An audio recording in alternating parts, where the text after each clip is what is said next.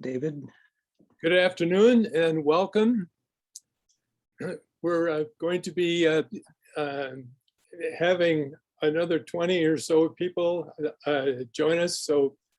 But we're going to go right ahead and begin. If you're new to the forum, why feel free to say hello in the chat. That's always a friendly way to get to know people who are here for the first time. I'm David Carlson, the founder and the convener of the 3E Forum since January 2014. We've been gathering each month during the academic year to engage topics that are of interest to all Coloradans that involve the 3 E's: ethics, ecology, and economics. Information about past speakers and themes are available on our website, eeforum.org. This afternoon, we're delighted to have 3 exceptionally well-qualified individuals to speak to the topic, digital equity in Colorado. So we'd like to welcome Antonio Martinez, the Executive Director of the Colorado Broadband Office, Susan Hakanson, Executive Director of the Durango and Cortez Adult Education Centers, and Michael Bevis, Entrepreneurship and Innovation with the Denver Economic Development and Opportunity Office in the city and the county of Denver.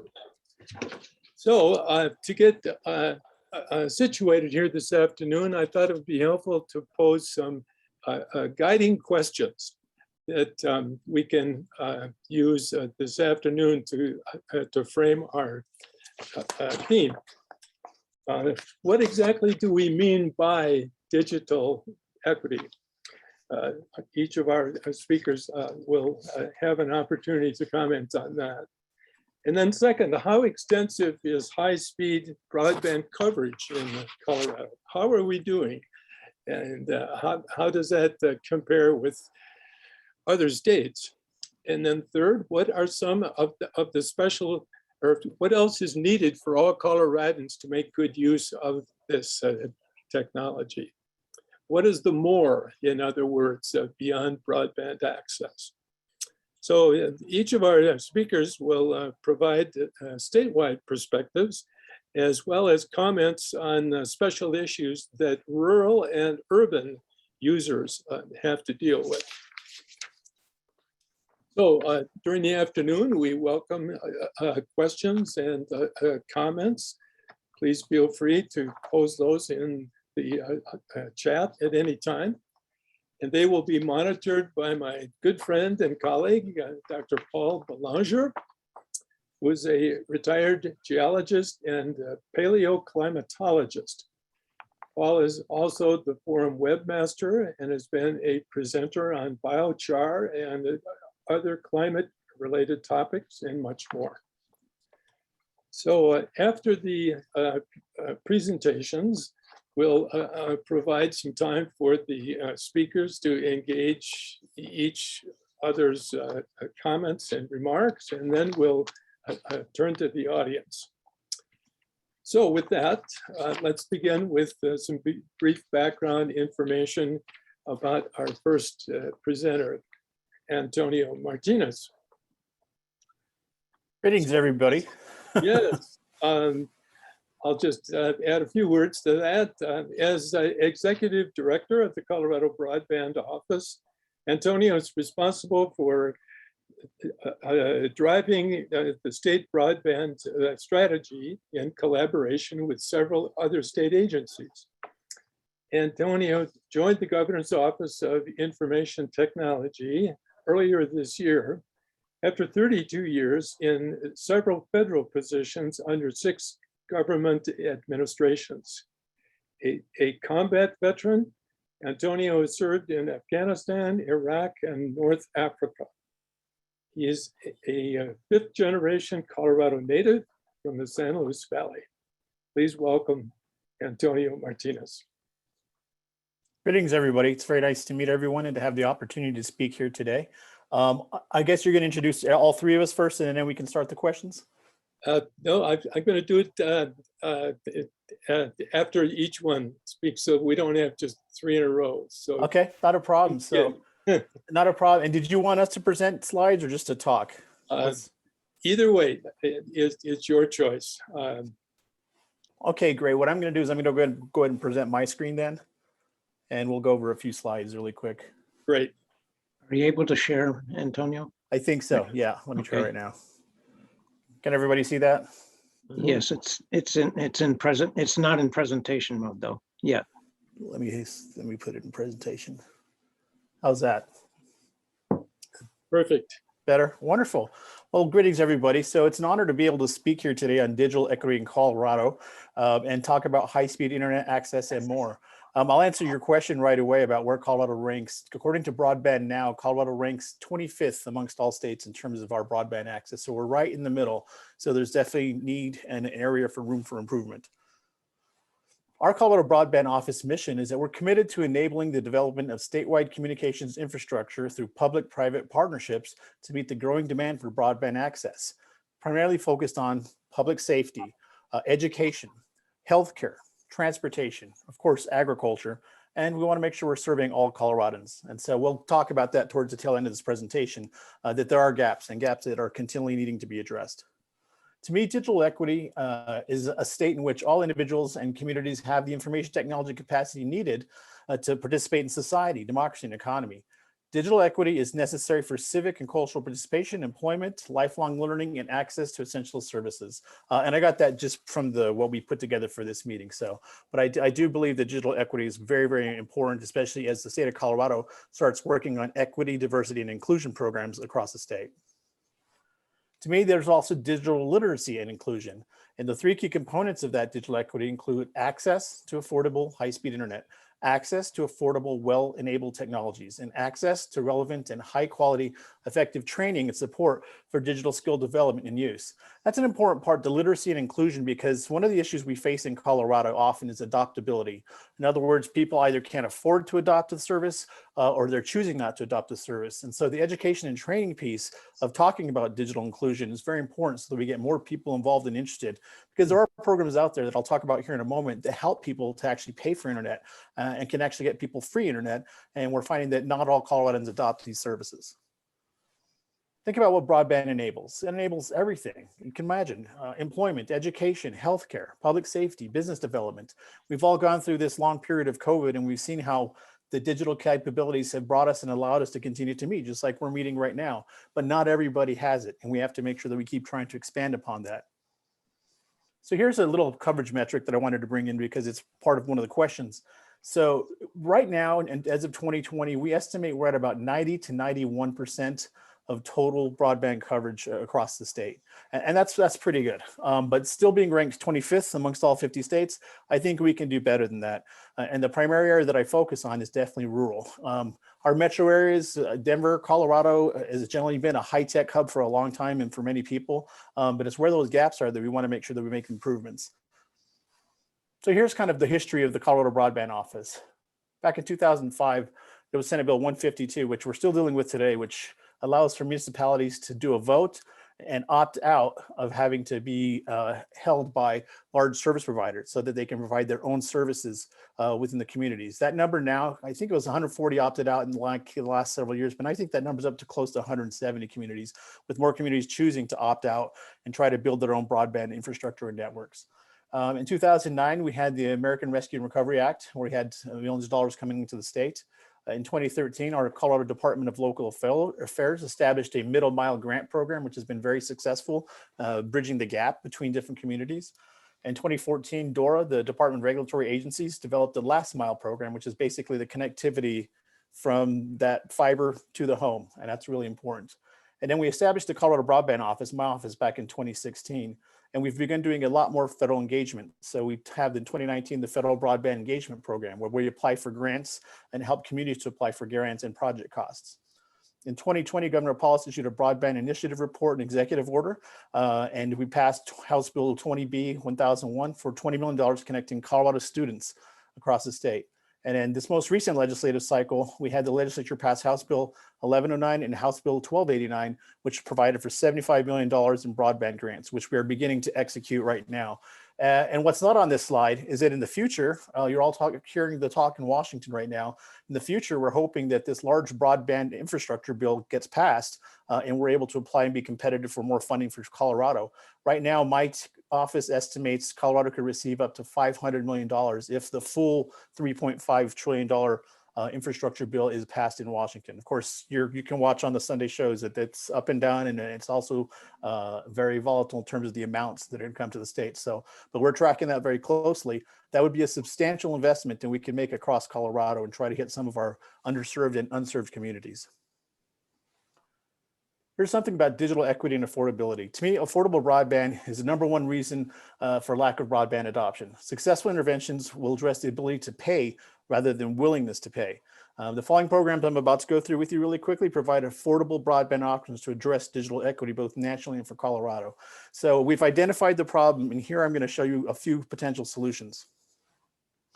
Obviously, we talked about the ERA in the previous slides. Now we're going to talk about the ARPA, the American Rescue Plan Act, that just passed recently. This brings tremendous sums to lots of different federal agencies that we can bring funds into the state. For example, the FCC broadband programs. They have the Emergency Broadband Benefit Fund, which is out there right now. They went through several cycles and there's still money remaining. So Coloradans that are eligible can apply for that funding and get basically free broadband plus $100 towards a digital device. So we need to continue to emphasize to our communities that we need to apply for these programs. There was also $7.2 billion in an emergency connectivity fund, which has still got quite a few funds remaining. Both of these programs will basically be open by the FCC until the funds are fully expended. There's also on the agriculture side, because we're such an agricultural state, USDA broadband programs. For example, $635 million to $1 billion set up for the Reconnect Broadband Loan and Grant Program. So many of these are grants. So if you needed to apply for them and you applied, it's not like you'd have to necessarily pay back the loan. And that's some of the positive nature of what's coming down in these infrastructure dollars. And also USDA has $60 million for the USDA Distance Learning and Telemedicine Grant Program. One of the boards I sit on is I sit on Colorado's eHealth Commission, and having broadband for people to do telemedicine appointments is critical. It's very important. We have a large population of Coloradans that are aging in place to where they could definitely utilize telemedicine and not have to drive all the way to Denver from wherever they chose to retire just to do medical appointments. So it's something we really want to continue to work on and try to utilize the federal dollars to subsidize and provide that type of service. Some other programs, NTIA has broadband programs, a $300 million broadband infrastructure deployment program, a 285 Connecting Minority Communities pilot program, and highly significant for us in the southwest part of the state, $1 billion for tribal broadband connectivity. So there are a lot of programs that we are definitely always chasing federal funding with. And if you need any information, please contact myself and my office, and we can work with you to start developing an application. And then finally, there's the Treasury. The Treasury has $350 billion for state and local fiscal recovery funds, and also $10 billion for capital projects. There was also congressional supplemental appropriations that came through. This was right at the start of COVID. So I talked about this briefly in the previous slide, but the Emergency Broadband Benefit Program. Here's more of the details and background for it. I'm not going to spend too much time on this slide though, but if you have any questions, please send me an email and I can get you all the resources to look up and apply for the EBB. Further, the Reconnect program, a little bit more detail. Like in Colorado, we've had luck with Emory Telecommunications out in Dove Creek there on the western slope. I was just up in Steamboat a few months back. The Yampa Valley Rural Electric Association is doing well. Luminate, applying for grants and receiving funds. And they've got money to try to get a gig fiber to the home, which is very important. I think one thing I've found is that now we're finding parts of the state have service, but it might just be DSL service 10.1 or even slower. And so there's that need for speed for those of you guys who remember the Top Gun movie, have that need for speed. So we're really trying to get our communities up to, the several hundred megabits per second, but many communities in rural Colorado are asking us for a gig. They want a gig, they want that full capability. They want to be able to have their kids and work out of home and do a lot of things. And so that gig speed need is real out there. And it's something you'll see us working on in investments in the future. Here's some more about the FCC Rural Digital Opportunity Fund called RDOF. And it shows you we have a number of Colorado-based bidders that were able to get millions of dollars of support, total of almost $250 million support, and service 76,000 total locations in our state. Within the Broadband Deployment Board, for which I'm the chairman and for which I serve, we work to take the funds that we get and basically spread them out to a number of locations. And here in a moment, I'm going to show you why and how. It's about these maps. So you can come to the Colorado Broadband site and take a look at what we have in terms of total coverage area and understand that we're looking for specific locations that are unserved or underserved. Right now, we still have a lot of communities that are simply unserved. So we're trying to incentivize our providers to provide service in those areas. We utilize this map here, for example, to tell us where the gaps are.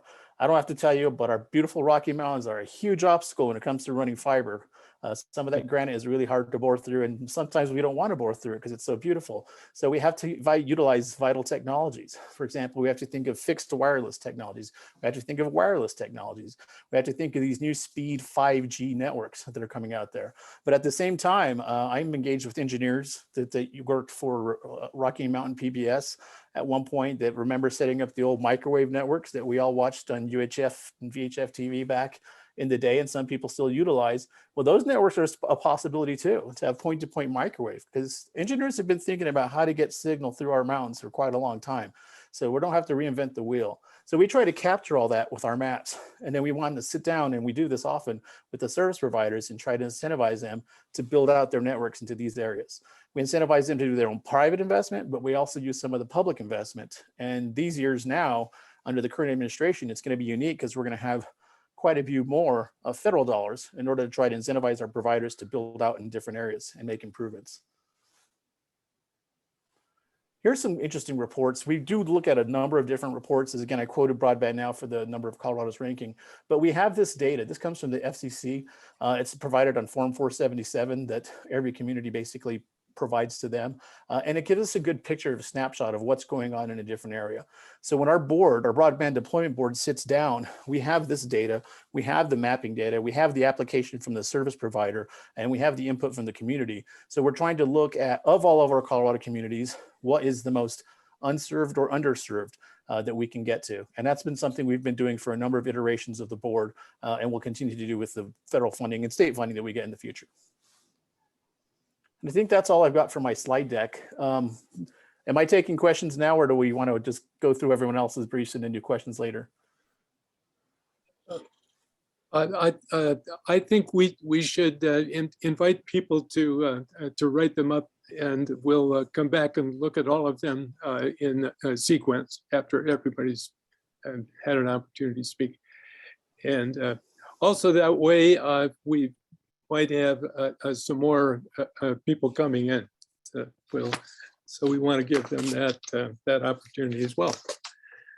Well, thank you very much. A very informative overview, and I'm sure that we will come back to some of the points that you raised.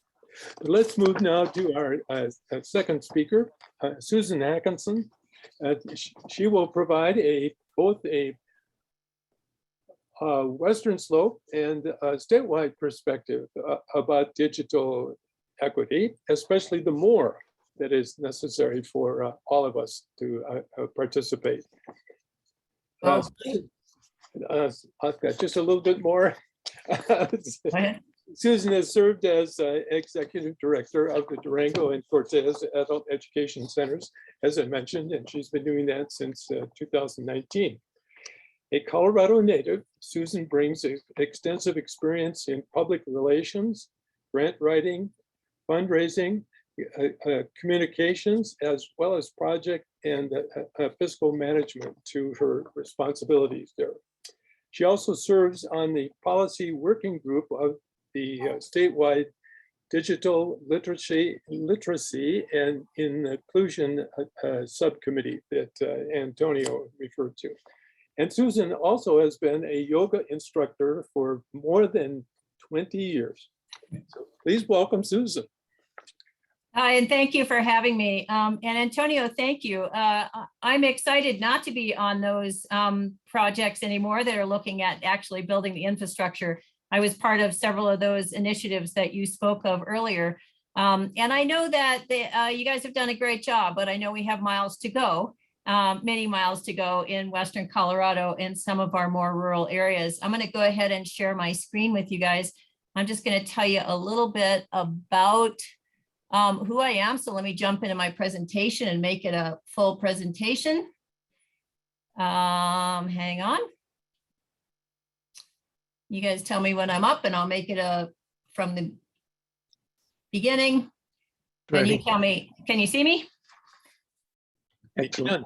Yes. Okay, so the digital literacy and inclusion is an important part of what I do. And I want to just talk to you a little bit about what it is I do. I work for Durango now, at Durango Adult Education. I was with La Plata County actually for a number of years, and where I had worked on some of those projects with DOLA and so forth. But what we do here is provide skills and knowledge for livable wage careers, post-secondary education and social and economic mobility. And we work with a large population here that that is really kind of left out in a lot of the economy today. And we'll talk about that a little bit. So we do high school equivalency or GED testing. We actually run the program in the jail, which is highly successful. We do English as a second language, community education. We do citizenship tutoring. Our Boost program is kind of like a high school or college counselor on steroids. And then our Pearson VUE Testing Center. If any of you have ever had to go on and take your professional licensure exam at a Pearson VUE site, we opened one several years ago so that people didn't have to drive to Denver or Albuquerque to do those tests. We've been here in the Roaring Fork. Boy, that takes me back a while. We've been here in southwestern Colorado for almost 35 years. So doing these programs. And of course, like every other organization in the world, in March of last year, as an educational organization, we leapt into action and went virtual. So when we leapt and went virtual, those inequities became really highlighted for us about the population that we serve and in our region, what it means in our region. So normally I'll just glance through this. We served about just over half of what we normally serve in any given year last year. So we had 21 graduates. Normally that's around 40. We had a good year, but not a great year because this is a population that struggles with digital equity. So I saw a presentation from Catherine Keegan. Hopefully all of you have had seen presentations. She's fabulous with the Office of the Future of Work. And we started talking about what is the path forward for digital equity in Colorado. And we were talking about building a skills-based labor market and cultivating a culture of lifelong learning, strengthening opportunities, looking at home work options and that sort of thing. And I said, sign me up. This sounds like a group I really need to participate with. And so I jumped in. And I've really been enjoying this process. So we're talking about digital equity and what does that mean in Colorado. So we are not on the fiber side. We're not doing infrastructure. What we're talking about is policy and data to help drive the policy in the state of Colorado. What will it look like to have digital inclusion? And so we're looking at both the individual level and the systematic level. How do we have policy in this state that allows everyone to have access? And we know how important access is. We know that not only do you potentially need it for work, but you need it for your child's school. You need it to access their grades even and look at and see what the teacher's notes are. You need it to file for unemployment or to get your benefits. You need it to visit your doctor these days or to order groceries. And a whole lot of the folks that we work with really have no access. So it's interesting for us to leap into this conversation on a statewide level. So I like this definition. This came from the National Digital Inclusion Alliance. Digital inclusion ecosystem is a combination of programs and policies that meet the geographic community's unique and diverse needs. Coordinating entities work together in an ecosystem to address all aspects of the digital divide, including affordable broadband devices and skills. So yes, we need the infrastructure, but then we also need the affordability and the devices and the skills to use them. So the subcommittee on digital literacy and inclusion, the governor's office started the Colorado Broadband Advisory Board. And then the subcommittee for digital literacy and inclusion sits underneath that. And we have 3 working groups: the policy group, a data group, and a promising practices group. We started in May of this year, and we're moving forward. Hopefully we can have these updates and recommendations out in November and December. So as you might see, there's a policy group, identify needed state and federal policy solutions to increase digital equity. And so that's a big part of our ongoing conversation. We're looking at what's happening around the country. We're looking at other policy makers around the state, and we're trying to put together some recommendations for the state policy moving forward. The Promising Practices Group is doing the same thing. We're researching and identifying promising practices to amplify and scale or adopt to Colorado some promising practices.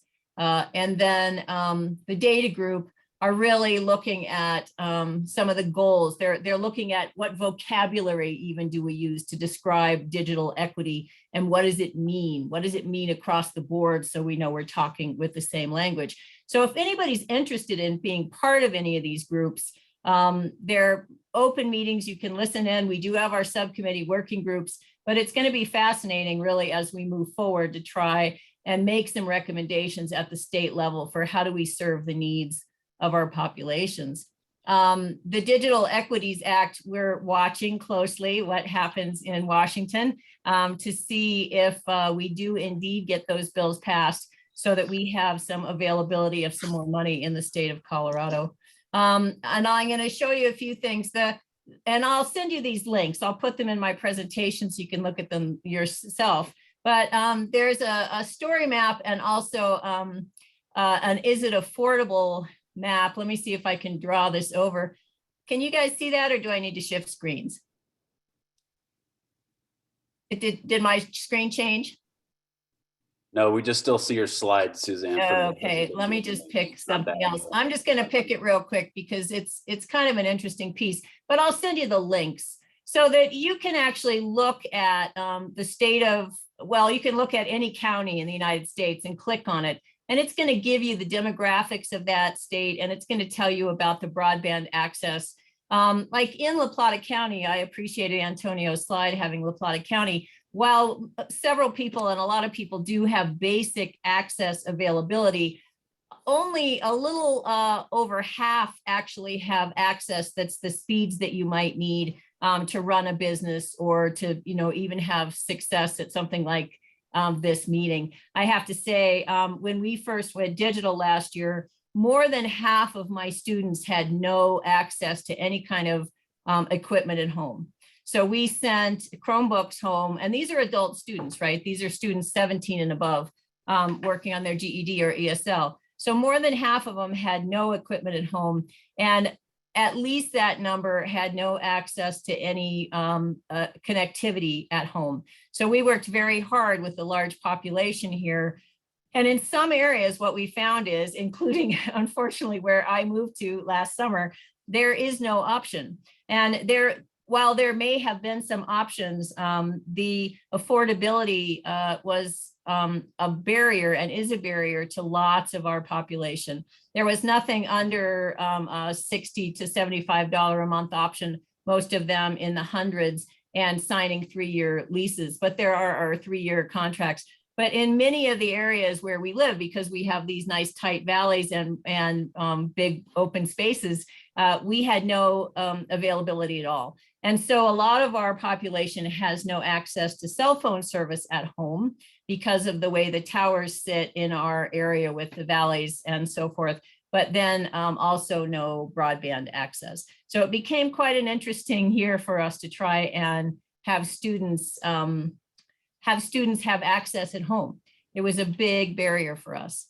Let me move forward here.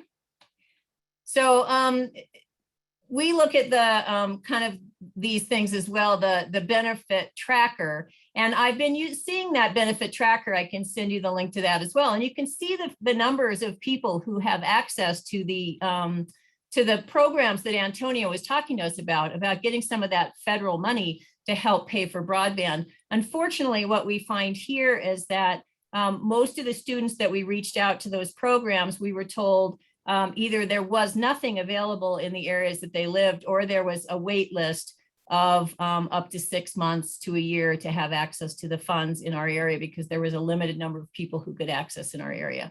And while I totally support those programs, I actually see how hard it is for our students to access them. I will also say one of the things that was very hard for them is they couldn't go online to try and apply for them. So we were doing that for them here in our offices. I'm gonna just skip right that. So there's this remote work initiative, and I really jumped on this as well, because a lot of us know that we could go to work remotely. My staff went immediately to remote work, and everybody was very comfortable in technology. We had 23 staff at the time. And, you know, we were able to do that. But I will say that I had 3 staff members that also had children at home, and they couldn't work when their kids were at school because they didn't have enough broadband to do both. And often what we ended up with was staff in the office who would have worked from home, but they didn't have access to high-speed broadband. And so looking at who can work from home and how do we train them. And so I totally appreciate these remote work processes and these programs that the state is putting together. We're actually going to be a site that people can come here and do the certificate programs. What does it mean to work remotely? And lots of our population really don't have any digital skills. And I know, you know, a lot of people say, well, you know, all young people have digital skills. Unfortunately, that is just not the case. And so we have also a program that the state of Colorado has made available to adult education called North Star. North Star is an application that came from Minnesota that gives us all kinds of great background in basic computer skills and basic knowledge. From, you know, this is a mouse and this is where you plug in a USB, to how to use Word and Excel and Outlook and some of those basic programs. So that's something that we're initiating in Southern Colorado, which is, you know, there's not an availability of that here. And so, you know, how do we get people to work remotely?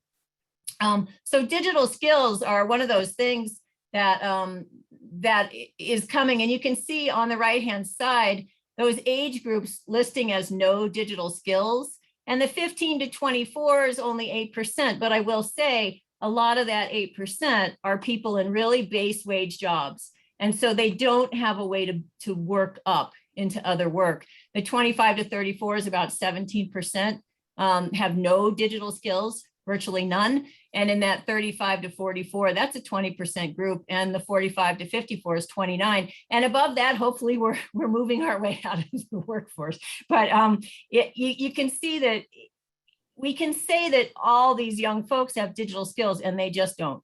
We work with a base population of students who really come to us often. They can use their phone, but that's not the digital skill that you need for work. This is why it's important for me to do the job that I'm doing.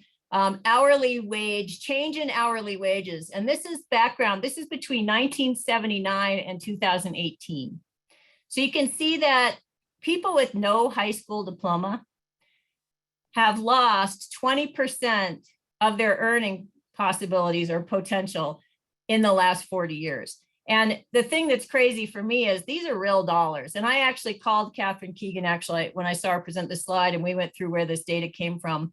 So it's somebody who was making $25, $28 an hour as a carpenter in 1978 are lucky if they're making 18 today. And that's, so it's real dollars. It's not for adjusted for inflation. So people with no high school diploma or just a high school diploma or even some college have lost ground in real wages since 1979. And these are a lot of the people that we have that don't have any digital skills. And so how do we get them the digital skills? And that's what we're working on here in Southwest Colorado. I'll just zip through these. There's But you can see just kind of that livable wage versus what actually people are making here in these regions. And it's tough.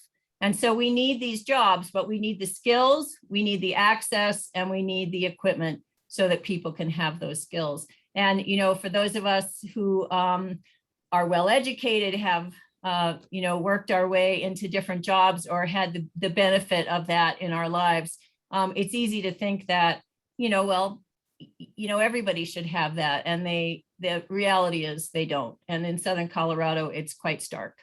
So I appreciate these initiatives, and I'll step back and take questions whenever you guys are ready for me. Okay, well,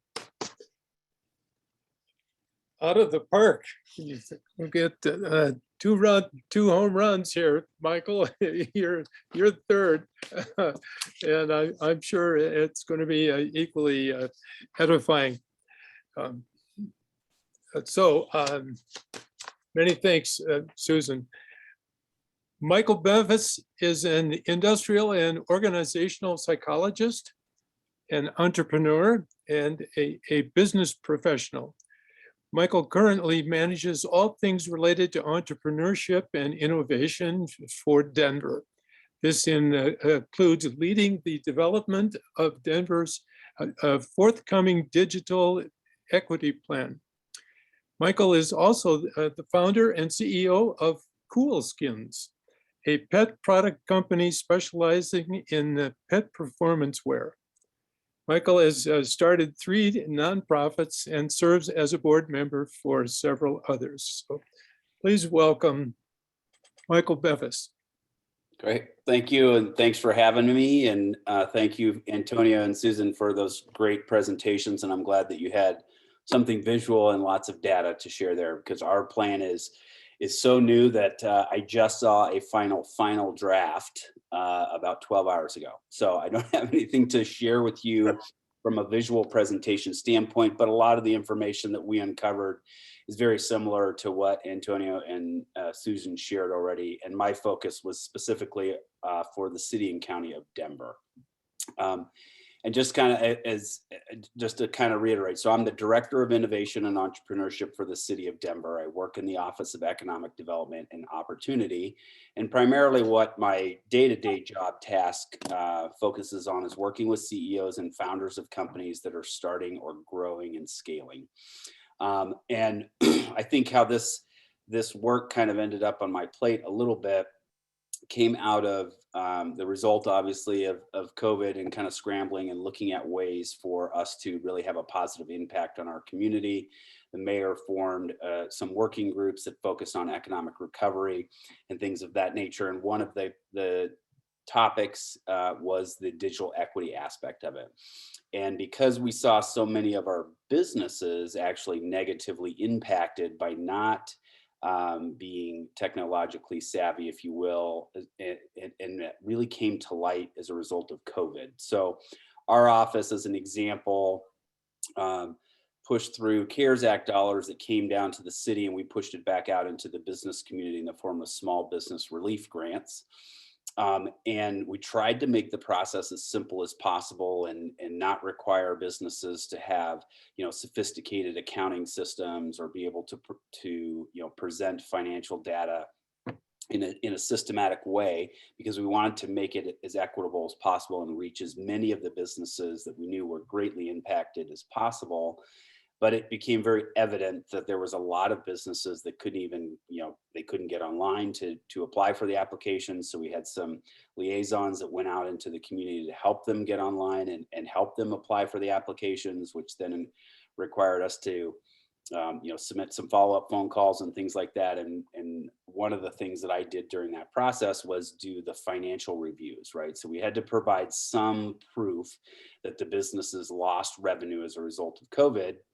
And I was taking documentation such as cell phone pictures of handwritten ledgers on napkins, because that's how those businesses are keeping track of their financial records. And, that was very eye-opening. So when I was tasked with kind of working on this digital equity plan work for the city, I wanted to make sure that we included businesses as well as just private citizens and individuals that were within our community. But the work was really kind of an effort that had already started pre-COVID with a group called the Digital Equity Coalition here in Denver, which was comprised of, you know, some concerned citizens and some groups such as the Denver Public Library and PCs for People and Denver Housing Authority and Denver Public Schools. So some really great individuals that were concerned and caring about this work.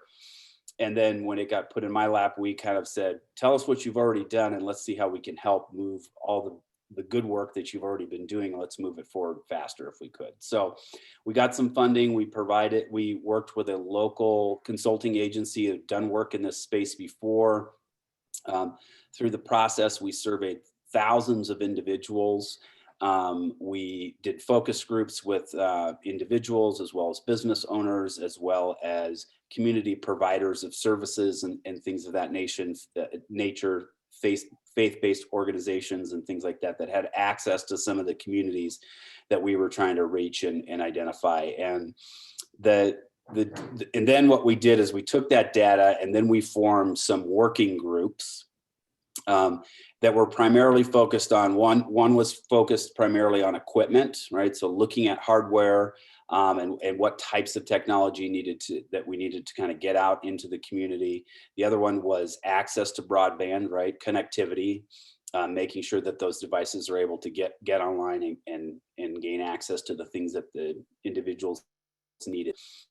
And then the third one was the education app, right? We can put a laptop in every hand if that's the solution, but if they don't know how to use it, we're not solving any of the problems. And so our office also, coincidentally, separate from the digital equity plan, was able to acquire some grant funding and purchased a lot of laptops and we partnered with the Denver Public Library to get laptops out to the community, where individuals could come in and check out a laptop for free, and they can take home a hotspot and things of these nature to go home and use it. And then shortly after that program kicked off, we got feedback from the library that, you know, there's a lot of people coming in asking for the equipment and they're taking the equipment home, and that's great.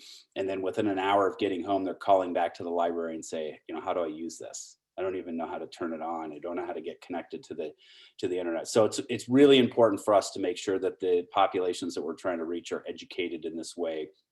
And again, the definitions that Antonio and Susan provided as far as what is really the digital equity divide, or what does it mean for the equity aspect of digital, we kind of leaned on both of those definitions actually and modeled our definition off of that. So not kind of recreating the wheel there, but we really want to make sure that everybody has access to the broadband that they need in order to, you know, find the jobs that they need. And Susan did a nice job there at the end of talking about how some of the wage disparity really ties back to that ability to not be kind of connected and plugged in. And, you know, what can you do on mobile devices versus a tablet versus a laptop? So we had a lot of community engagement and site visits, if you will, with organizations that were working with these populations and figuring it out.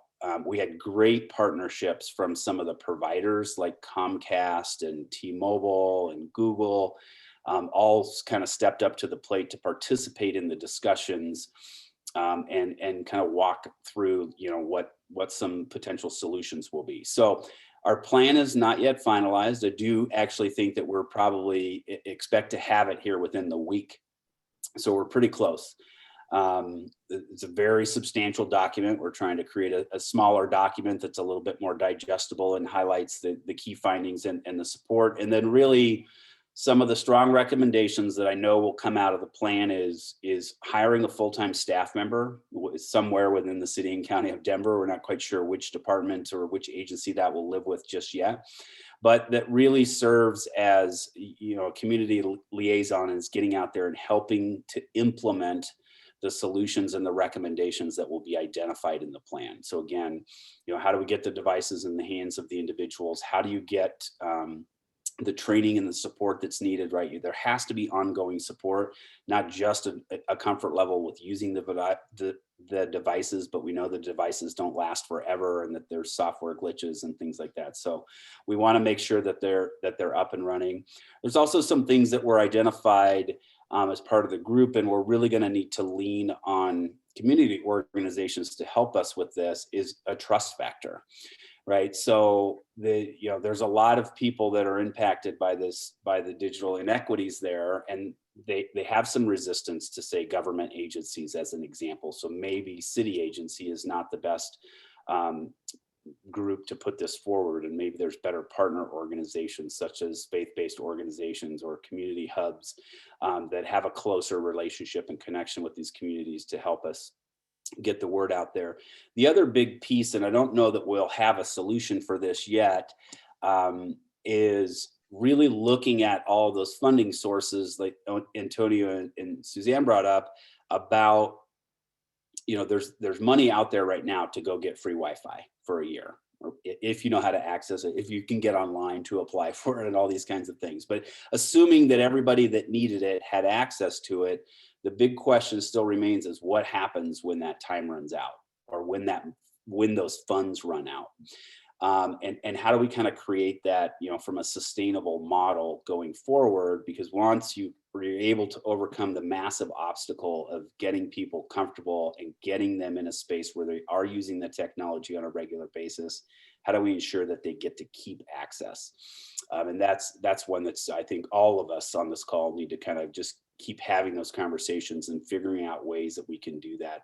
I know here locally, Comcast has offered what they call Internet Essentials, which is basically $9.95 a month for kind of this unlimited, broadband access and those kinds of things. And it does include some credits towards a brand new device. I know PCs for People has been a tremendous partner at working with us and coming up with solutions. So getting the devices in the hands of people, I don't think is the challenging part, at least from a funding perspective. The bigger challenge is the ongoing need for funding just to consistently ensure people are getting online and staying online. Wow. Wonderful. Thank you. Now, let's take some time for the panelists to engage each other back and forth. So, Paul, if you could shine the spotlight as well on our other speakers. In the process. Let's see, Susan. Yeah, and so I think just some informal, conversation about what each of you have heard from the other two would be a good place to begin. Either a question or a comment. Fine. I can't Why don't you find Susan. throw up that slide that had the questions and have the three of us answer that? I think that would be a good start. Hang on. Is Susan here? I'm here. Okay. Um, I'm here. yeah. She's here. She's not part of the spotlight, Well, Paul. I'm trying to do that. Hang on. That's okay. I don't need to be part of this spotlight, really. Well, I've seen, we've all seen ourselves on these Zoom squares for Yeah. a lot. But thank goodness, I'm not complaining. Thank goodness for Zoom as we went through this process, right? Yeah. So I guess that's one thing while you're pulling that stuff up. So I'm on the workforce board regionally, and we had a presentation from Region 9 Economic Development District last week. And we were talking about being able to compete with online business. How does a local business even begin to compete with an Amazon if a big part of our younger population just wants to shop online? And I don't blame them, especially now. A lot of us are doing more and more of that. So it's that infrastructure piece, or any ideas from you guys, how do we get those mom and pops online? Yes, I've seen the spreadsheets on a napkin, right? I've seen that business plan before. So how do we, what's our best way to start working with those local businesses to make sure they have an online presence? And a lot of them are out in this rural area, so they don't have reliable broadband. So, those are some of the economic questions or things that we're struggling with. And I don't know if either one of you has something to add to that. Yeah, we saw that a lot, Susan, when COVID first hit in our office. We offered some free online webinars and workshops on how to convert your existing business to an e-commerce business, or how to start an e-commerce business in this economy. To your point, there's the issue or the concern about those that don't have access to the technology, so they can't get onto an online webinar. We sent some people out into the community. We have a team of a couple of people within our office that provide some small grant funding and things like that through what they call the Bio Fund to try to reach some of those groups. But it's difficult to reach that audience, I think, and that's one of the challenges. I feel like we can deliver the content, but reaching the audience is really a bigger challenge. That was what we're finding too. And I think even though a lot of people did not have access to equipment, it was my finding too that I could find grants or PCs for people or some of those other options to get the equipment, but then they didn't have the training and skills and they didn't have the connectivity.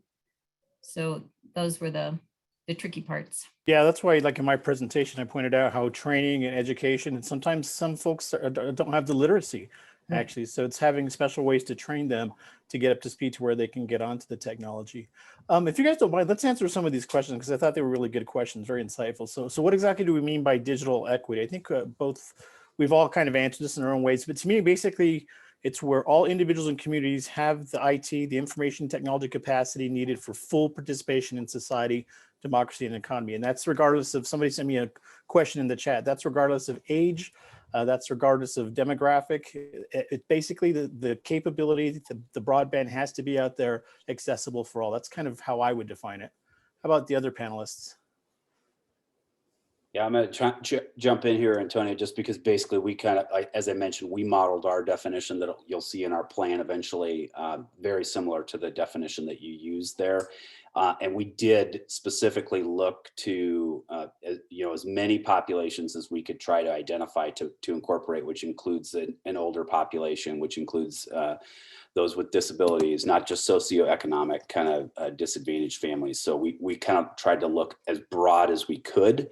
I'm sure we probably missed something, but we tried to incorporate as many as we could in that process. And I think it's, for me personally, it's really about the access piece of it, and then the comfort level for those individuals and businesses to really understand the value that they can really gain from being able to be connected and plugged into society. Yep. And we certainly with the committees on digital inclusion follow that same guideline. It's really a digital for all. When I was working on the DOLA grants in 2013 for connectivity out here in Southwest Colorado, I don't know if you guys have worked with Dr. Rick Smith out of Southern Colorado, but he had a great analogy of the roads and paved roads or passable roads, and how we can't have commerce or really even survive these days without a road that comes to your house that is passable and maintained, and kind of how we now with our economy and the way that we live, really that comes to broadband as well. It's that we have to have that safety and that connectivity to every household. Great. There's also a question that just came in on the chat. Yeah. Is there an opportunity for digital space and equipment sharing in underserved areas? I know that there is funding for people up to $100 to buy digital devices, but I'm not sure about equipment sharing. Suzanne, do you have any equipment sharing issues you've seen down in the Southwest? I will say that as we know around the state and the nation, the world, all of us have been trying to get, at least a Chromebook, if not a laptop, into the hands of anybody who can use them. And there's a lot of sharing. I don't know, there's a lot of places you can check equipment out, different organizations, even us, where you can come in and use our broadband, use our computers if you need to. The libraries do as well. But again, a lot of it boils down to, do you have the skills, and what's your connectivity at home? And I'll just chime in. So I mentioned this a little bit. So our workforce team actually was the one that spearheaded the computer loaner program, that where we partnered with the Denver Public Library. So again, their office, our internal marketing group, the Denver Public Library's marketing group, tried to help spread the word about the fact that these computers existed out there. Sorry about the background here. So we had those out there, and then I did a couple of site visits in some locations like Boys and Girls Club out in the Montbello community here in Denver, where, you know, that's obviously a population of youth that were greatly impacted with COVID and, you know, physically going to school, and now all of a sudden being required to do school remote or mobile, but they don't have the equipment or the access, nor the skill set or the knowledge base, I guess, the skills and the training. So the Boys and Girls Club was able to get a grant, and they got about 35 computers and staff members, and they just kind of self-taught the kids there. And the kids were actually, even during COVID, were coming into the Boys and Girls Club in the gym and spread out, you know, socially distanced and getting online. And the staff members from the Boys and Girls Club were working with the kids so that they could get their schooling done in that way. So there's a couple of examples where I've seen that happen there. But again, the equipment itself, I don't think is the hard part. The hard part is making sure that, you know, people know how to use it. So that's the one challenge, I think, from the sharing perspective. There still has to be the skill training that accompanies it. I concur. We've seen the same. Great, perfect. Here's a couple more from the chat. Are there state and or regional metrics for the dimensions of digital inequity other than broadband coverage? That's kind of like this question we're about to go through now. So how extensive is high-speed broadband coverage across Colorado? So I'll go ahead and read you some statistics. So I basically, during my presentation, I talked about that 91% of Coloradans have access to broadband 100 megabits per second or faster. But there are a lot of other things that we have shortfalls that I mentioned. For example, only 4% of Coloradans have access to 1 gigabit of broadband. When it comes to wired coverage, only 96.8% of Coloradans have access to wireline service. Only 62% have access to fiber optic service. Right now, according to CenturyLink, Lumen, they tell us 93.2% of Coloradans have access to DSL. But for those of you who are out there in rural Colorado, you know that DSL doesn't even get as advertised, the 10-1 service. Right. If you were to look across some of the counties, just some of the data, like where I'm from in the San Luis Valley is one of the lower broadband coverage areas. For example, Conejos and Costilla counties are both in the low 60% range. Our best counties obviously are the Front Range. I mean, Adams County is at 96.5%. Arapahoe County is at 98.4% coverage. Boulder County is at 94.8%. So the pockets that my team has to look at, or what I showed on those maps, is to find those rural areas where we have to get service. And then I'll just answer really quick the second question about southwestern Colorado. Yes, part of the reason we have the big problems and challenges in southwestern Colorado outside of the terrain is that a lot of it has to do with the Ute, Mountain Ute, and the Southern Ute tribes not having service. And it's basically, they're just not served. So both the state and the federal programs have put dollars together in order for us to try to fix it and fill that gap. And to answer your last question, triple P means public-private partnership. So, and I'll turn it over to Susan next to answer some of that question. Thank you. Yep. So I think that we're all in agreement on these issues. You know, it's looking at what does it really look like to live in some of the rural parts of Colorado. When you look at the inclusion maps, yes, the Front Range and, you know, that strip from Fort Collins or Greeley down through Pueblo is pretty well served, but you get out of that region and it's pretty iffy. I think in my region, the infrastructure map I saw, or the affordability, was less than 3% had access to something that was $60 less or less a month. As far as coverage, that was fast enough to actually run your business. So pretty interesting who has access and who doesn't. You know, it's definitely along a line of affordability and access to where you live. because like I said, I have no access where I live. That being said, my daughter who lives outside of Denver, in the mountains outside of Denver, she has no access where she lives either. We've tried many different companies and they just say, sorry, we can't serve you. So I understand that it's, it's not just down here in Southwest Colorado, but getting the tribes down here and getting those nations served is a huge part of our issue down here, but not our only issue. We have those terrain issues and also just the hinterlands. I can tell you we have two of the major trailer parks here where we have some of the last remaining affordable housing in La Plata County. There's no hope right now of getting any service to either one of them. We tried. So, it's tricky. It's not an easy issue. And the big companies who, they want to serve, but it's not affordable for them, or it's not, they can't make money pulling the fiber into those communities. So even if there's fiber that goes past them on the lines, they don't light it up because they don't see a way to make money at it. Okay, I'd like to suggest that we turn to the audience. That we've got about 25 minutes at most left. So Paul, would you like to review a couple of questions that have not been answered yet? Okay, I'm trying to figure that out. I think the speakers have been looking at that and addressed most of them. There's a good one there from Robert, if we maybe want to. Thank you. Oh yeah, he just posted it. So it's what opportunities are there for low income urban families? Is there typical rule for eligibility, a percent average income, for example? What agency should a city worker with to find funding and possibly set up local programs for equipment access and training? I'll start on this one because it really works around eligibility for SNAP. For example, if your family is eligible for SNAP or that level of income or below, then you're eligible for many of the programs that I cited, the federal programs, for example, the Emergency Broadband Benefit Program.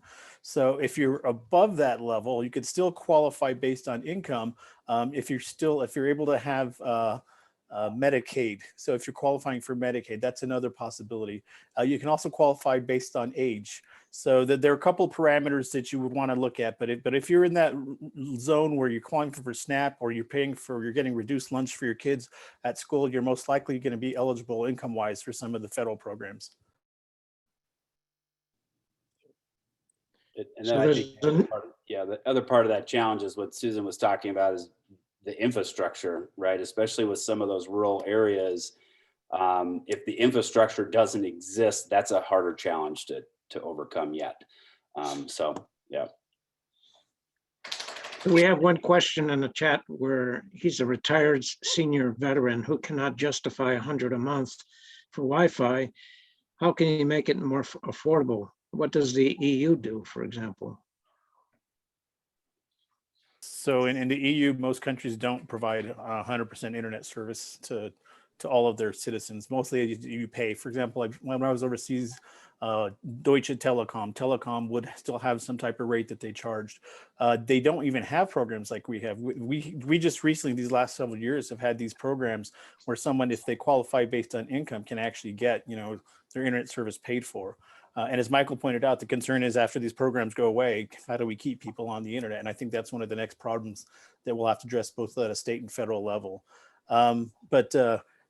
You're asking, like, how can we make it more affordable? We're trying to do it with the programs by subsidizing the costs.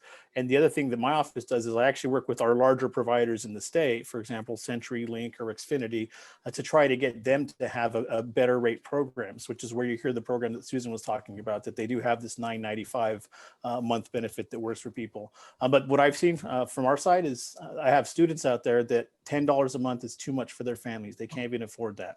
So we have to continue to work on the affordability issue. But for right now, there is money out there in order for people to get free service and to get onto the broadband systems in their communities, if it's available, like Michael pointed out. And I think these are going to be some really interesting ongoing conversations, because it's really, it's becoming almost impossible to not have connectivity, the way we do business, the way we do school, the way we do benefits, the way we do life in the United States. And so I think it's going to become a much broader issue about just access. Is it like access to something that's special, like a phone used to be considered, or is it access to basic infrastructure? And I do think these are going to be questions that we really have to grapple with over the next few years and try and figure out what that means. I know that I was reading an article today about how few people, or what percentage of people never got a recovery check during COVID.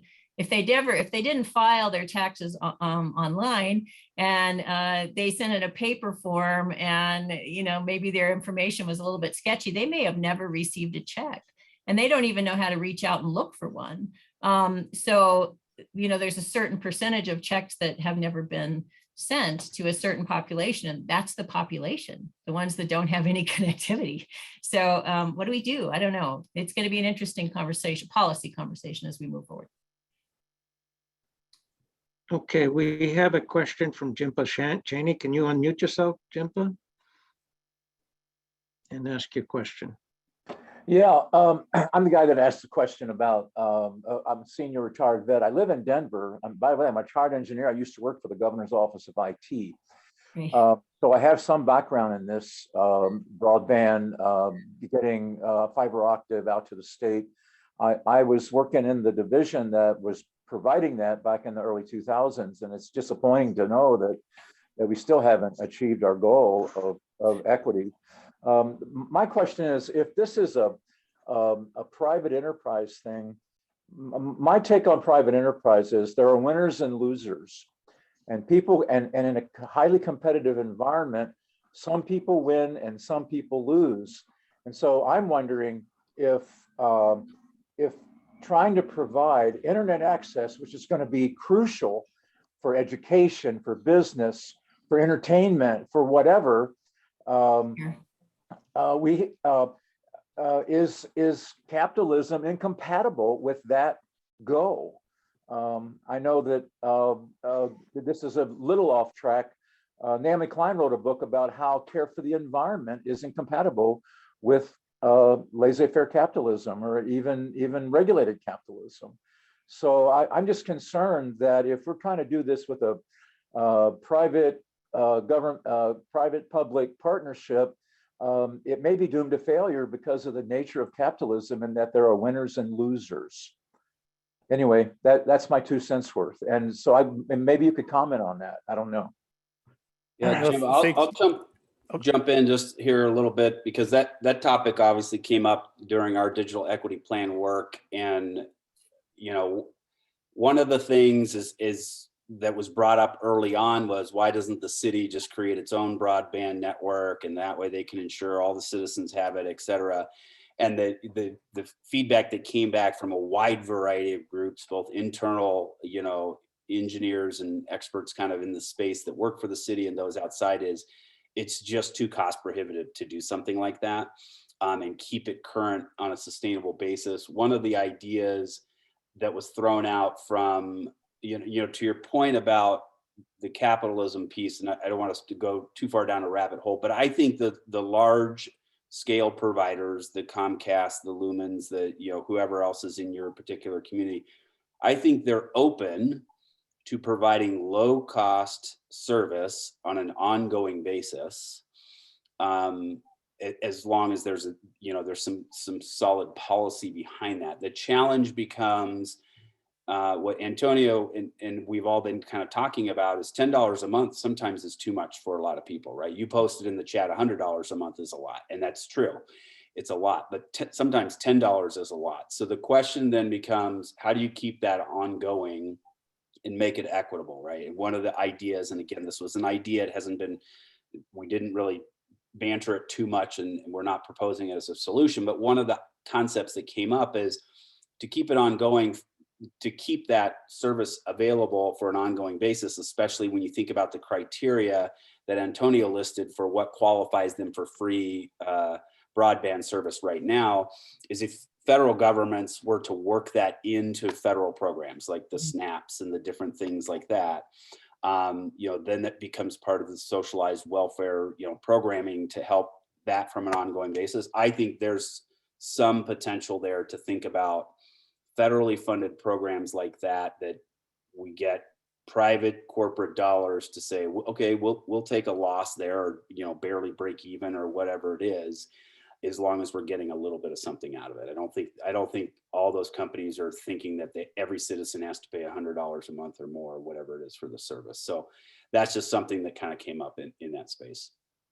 And Jimpo, the way I would start to answer this question is, it's really important for people to understand that unlike when we had the telecom system set up, the plain old telephone system, electrical systems, those systems and utilities were all regulated. And the one thing about broadband is it is not regulated. And so it is not as easy for a state or a municipality to jump in and try to control the networks and set pricing and try to subsidize and make sure we're getting to the right pockets. That's why my presentation brought up that Senate Bill 152 from back in 2005, because it's allowed certain Colorado communities to opt out and try to set up their own broadband service systems like Michael's talking about. But for many of them, if you have to cover a whole area, it does become cost prohibitive. So you make that decision, a business decision, whether you want to have the community, the city subsidizing that internet service, or if you want to keep working with the private sector to try to make sure we get a good pricing system in place. So, but one of the biggest things that ties our hands in government is the fact that broadband is not regulated. So we really have a tough time really trying to, that's why I say what we do is we incentivize the service providers, because there's really no way for me to go and direct them. I can't send a memo and say, hey, you have to provide service on this address, this block, this area. It just doesn't work that way. So we really have to just try to incentivize them and try to put a pricing structure, because they're not going to take a loss on any of their services, but put a pricing structure where they'll take a slighter profit, a less profit, and then try to serve areas that we need to get to that are underserved.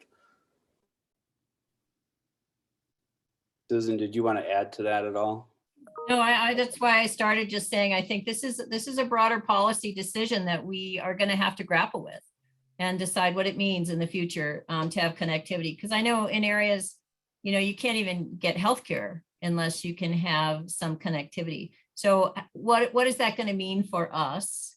And are we going to regulate it as a nation? And how important is it to our daily life?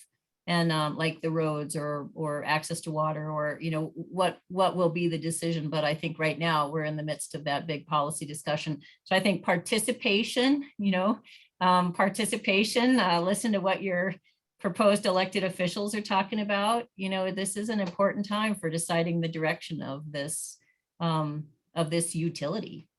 Yeah. So I'd like to answer Anna's question in there, if we could, about the hesitancy in the emergency broadband enrollment. And Anna, I don't know, can you add a little bit of clarity around what your question was? Yes. So early on at the beginning, I think it was Antonio who mentioned that we know we have a group of people who are eligible and would get those funds, but for whatever reason, they're just not enrolling. I'm wondering if you guys have profiles of people or ISPs who have been successful in increasing those numbers. I can say certain ISPs, certain service providers do have outreach programs where they go into communities and discuss the opportunities of these programs, and they do get applications. Applications go out and people do receive funds. But the point of my presentation, though, is that there's a large portion nationwide, not just in Colorado, but in Colorado that are either they're unaware of the programs, they don't know how to apply for the programs. It hasn't been advertised. This is just something that came along during COVID, is this EBB, and it's billions of dollars. So what we do is we try to make sure to incentivize and inform. And the larger utilities have been putting things like, for example, in the paper bills and things, trying to notify people that you may be eligible for this.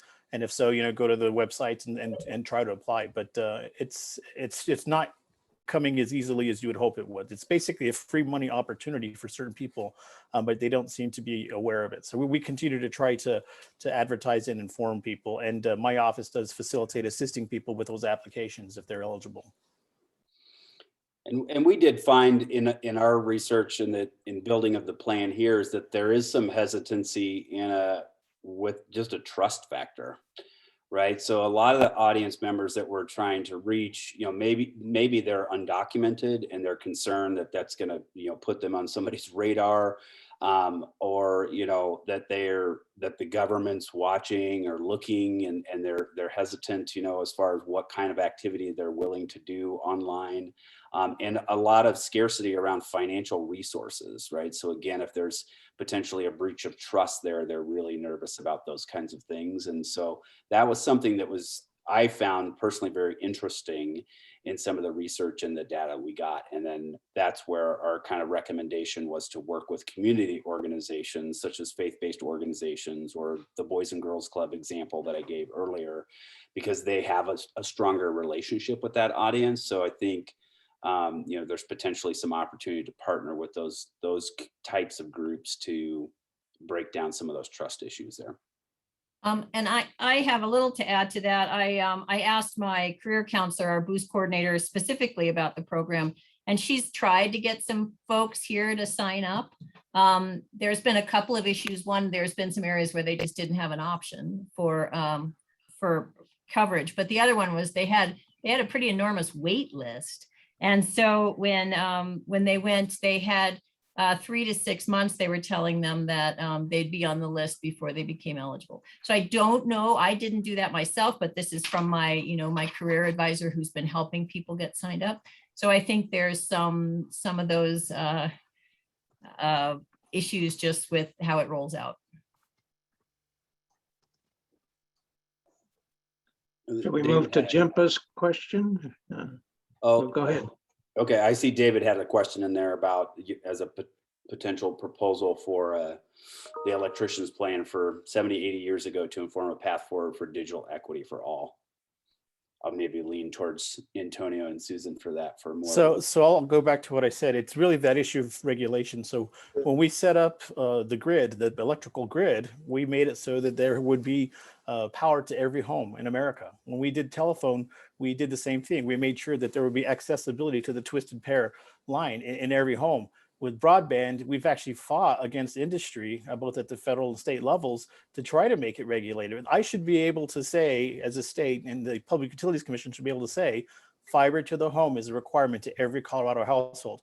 We can't do that, and not yet anyway. So I mean, it's possible that it'll be written into some federal law and it'll become the law of the land. But that's how we did it back when we built out our networks, and way back in the 50s and the 60s. But that's how we got telephony. That's how we got power, and that's how we need to get broadband to everybody's home. So it's a little bit more work ahead of us. But I do agree with you, Jimpa, your comment. Then let's regulate it. I'm fully behind that. But right now, that's not the policy or position of the state of Colorado, nor of many Western states. I agree. I'm sorry, I've spoken a few times. Does anybody else out there have questions that they want to ask? We have just a couple of minutes, I think, to take that before I have some words about next month and so on. Paul, I defer to you as monitor of the chat. But I have one just to follow up on what we've been talking about, the regulatory aspect. Oftentimes it starts with a state that takes the regulatory path, and so I'm just wondering whether any state has actually taken that step to decide that broadband access is on a par with access to phone service, electricity, and so on. No, it's the exact opposite. Think of these behemoth telecom providers, the former AT&Ts and the ones we talk about here in Colorado, your CenturyLinks and your Xfinity, and they are so opposed to any regulation that they brought up that bill that I put in my slides back in 2005. They've been so opposed to it that they don't want to be regulated, and they have a strong network across all 50 states and a very strong network in Washington. And of course, during our session here in the state capitol. So it is very, very challenging. And they are very opposed to any type of regulation. And it's going to have to change in order for us to get that guaranteed fiber to the home that everybody deserves in the United States. Well, if I can add this note, it reminds me of the discussion back in 1987 when the federal Communications Commission changed the policy of access to radio waves and TV in terms of, providing fair and balanced coverage of news. So more work to be done, but such a stimulating and informative afternoon for me personally. And I dare say we'll get some feedback from the other, 27, 28 people. But Paula, unless there's a question or two that you see that we haven't heard from, I'd like to say just a word about next month, but There's one hand, Jimpa's still got his hand raised. Do you have Jim, something to all comment? right, Jimpa, you have the last word, and then we'll say big thank you to our speakers. Talk about this. Having worked in the technology, I'm sort of familiar with the bifurcation between broadband and microwave telephone. And there's really no reason why your phone and your TV and your computer can't all be run over the same network. There is a reason, and it's called profit centers. It's a huge profit-making deal to have a separate billing for phones, cell phone service versus Wi-Fi. And so until we, I mean, I can remember going to seminars about how these two were going to merge. And I remember when I worked with Convergent Technology, Data, Voice, and Video. I ran the video network for the state of Colorado for several years. The only thing keeping cell phone service and Wi-Fi from being the same network is profit. So if I can add to that, a question for Antonio and Susan, perhaps, and that is, what might be the venue, the forum for continued discussion along the lines that Jimpa has raised and others as to whether or not it's time to re-examine the bill passed here in Colorado in 2005, rather than take it as an eternal expression of the public's will. Susan, would that be in the subcommittee that you are part of, or the Broadband Advisory Board? It is. So we are looking at those types of policies. That's exactly what we're looking at. Is Okay. what does it mean for policy and law in the state of Colorado moving forward to have digital inclusion? And so those are the kinds of things that we're going to make recommendations on as we move forward and talk about the legislation that's proposed next year. Well, I will be sure when we send out notice that the recording is available within a week or two, that I'll have the contact information for the committee. And those of us who feel that this ought to be pursued further, at least there's a structure where that discussion can continue. So we leave it there. Okay, Paul, I think you have a thank you slide to show, and we're just about out of time.